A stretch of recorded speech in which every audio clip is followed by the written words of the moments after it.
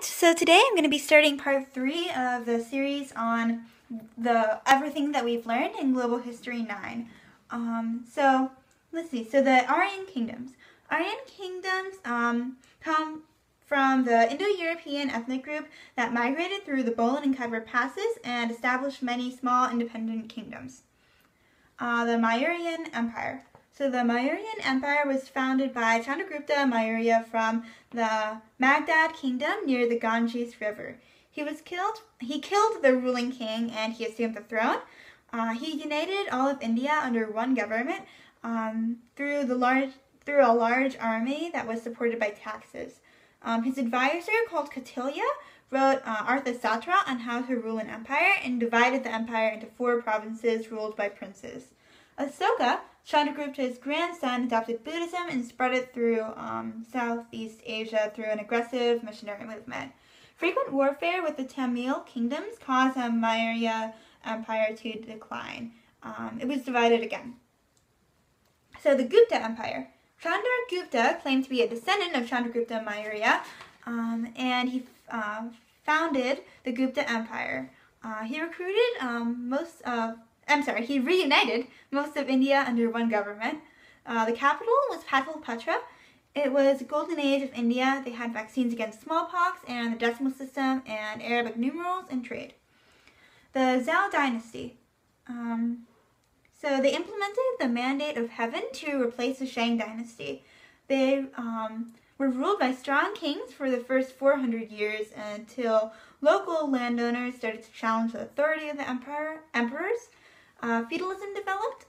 There was frequent conflict between landowners. Confucianism was developed to provide social stability. Confucianism, some beliefs are the 5 relationships, filial piety, and analects. Confucianism said that the government should be based on goodwill. Laozi founded Taoism. He believed that man should exist in a state of nature, and man-made laws inhibit this.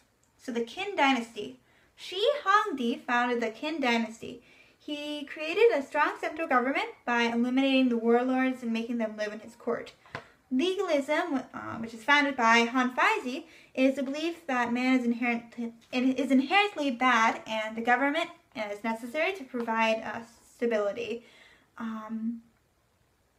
They had 4,000 miles of connected roads, uniform standard of writing, law, and measurement. They developed cart axles, improved irrigation, and made the Grand Canal. The Qin dynasty was hated by many groups of people. Peasants were forced to work on the wall, so they didn't like that.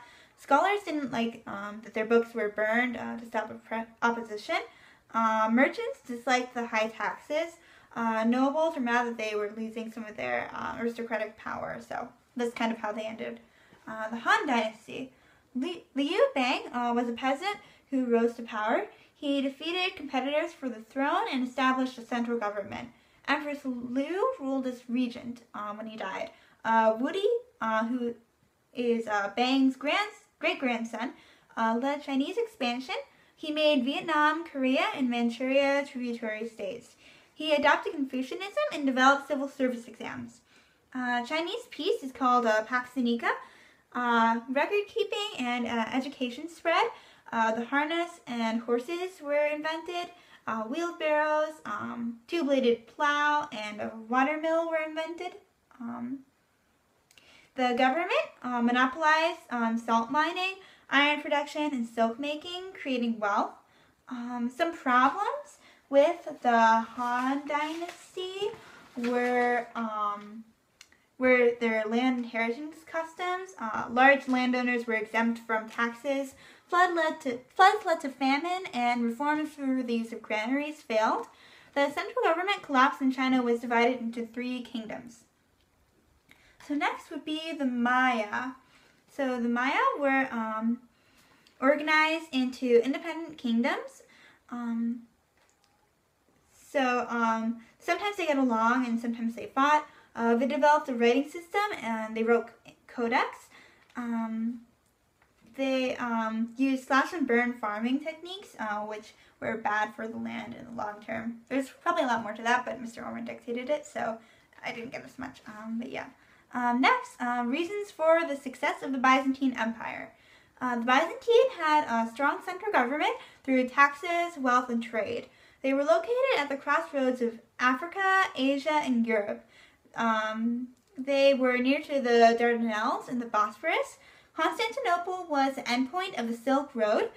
They had access to classical civilizations of Greece, Rome, and Persia, and they had a strong army and navy. Byzantine contributions.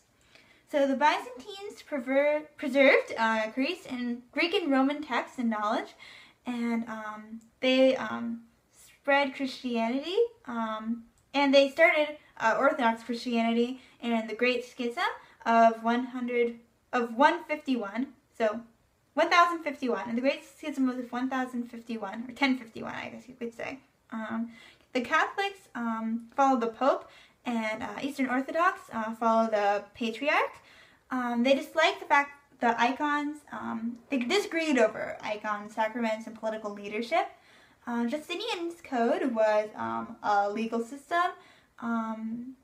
So they also created mosaics, icons, in the Hagia Sophia.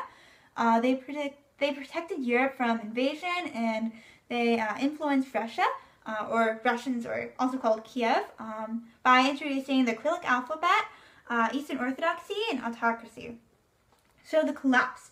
In 1453, Mehmed II, an Ottoman Turk, conquered Constantinople and named it Istanbul.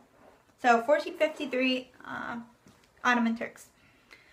And I guess that's it for this episode, for this video. See you next.